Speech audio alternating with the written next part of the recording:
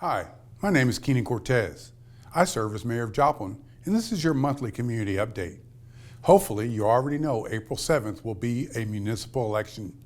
Today, I want to remind you about some of the choices Joplin voters will be asked to decide at the ballot box, and also want to explain other ways you can get involved in your local government to make a difference and shape our city's future.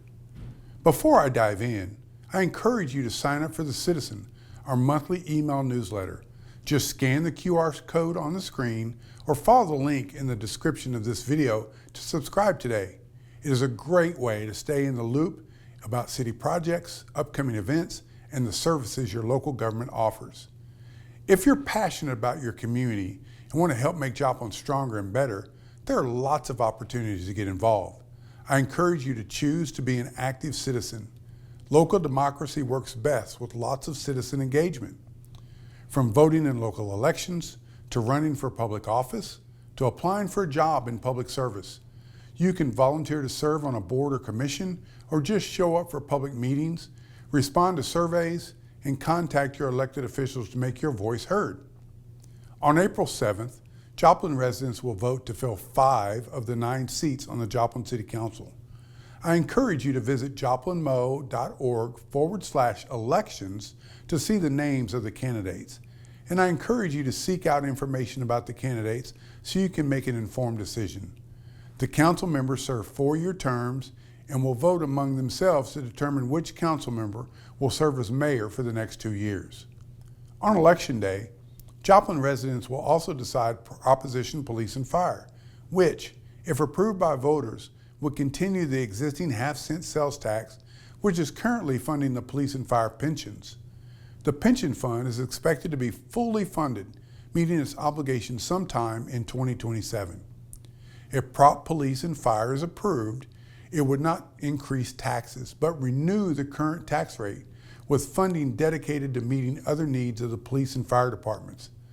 That's why we say the proposal is a no tax increase, permanent funding source for police and fire. The money would allow the city to raise pay for police officers and firefighters to catch them up closer to the pay offered by our regional benchmark cities. More competitive pay would help keep these departments fully staffed. The money would also be used to add additional police and firefighters positions, improve their facilities, and help the city afford maintenance and replacement of equipment and vehicles.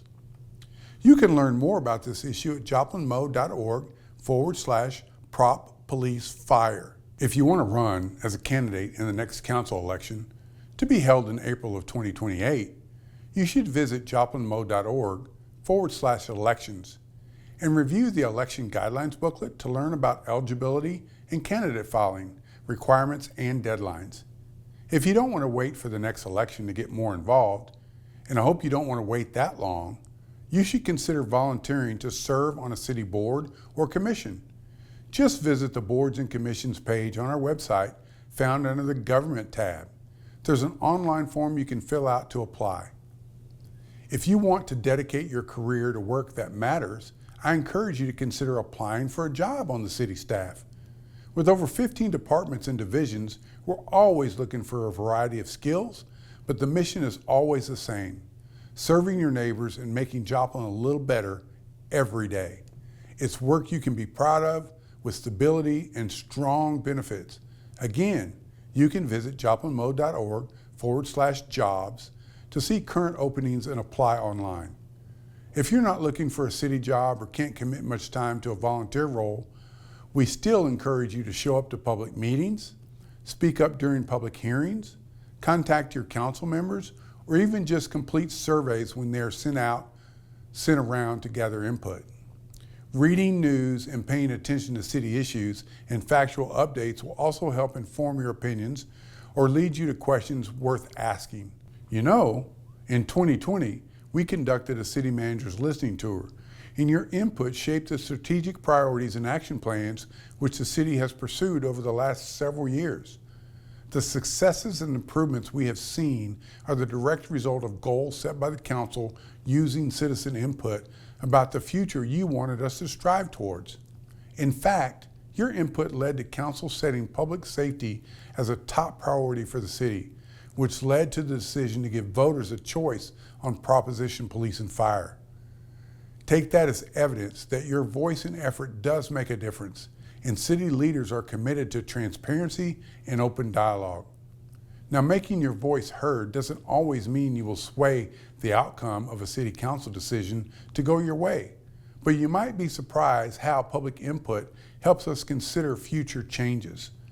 Sometimes city staff will also need to enforce policies and laws or make decisions based on complex or nuanced information, which might go against the wishes of some residents. But I guarantee there's always fair and justifiable reason why, and our motivation is always what's best for Joplin as a whole. I don't think you could find a group of people more thoroughly dedicated to the well-being of their town than the employees of the Joplin city government. We all expect a local government to be transparent and ready to explain its policies and decisions, or to make reasonable adjustments and corrections when it's the legal, ethical, and right thing to do. Ultimately, our community's economic and cultural vibrancy depends on all of us, the people of Joplin. Our future will be defined by how much each of us gets involved, working with our neighbors to tackle challenges and make the best decisions we can. It takes a lot of little actions to keep a city running strong, let alone to make forward progress and leave the status quo behind. The city of Joplin is making historic forward progress with major strategic investments improving almost every aspect of our community. We want to keep this forward momentum because there is always more we know we could improve. This community stands out for our grit and determination to overcome challenges and build the future we envision. That's why we take so much pride in our city motto, Ad Omnia Parata.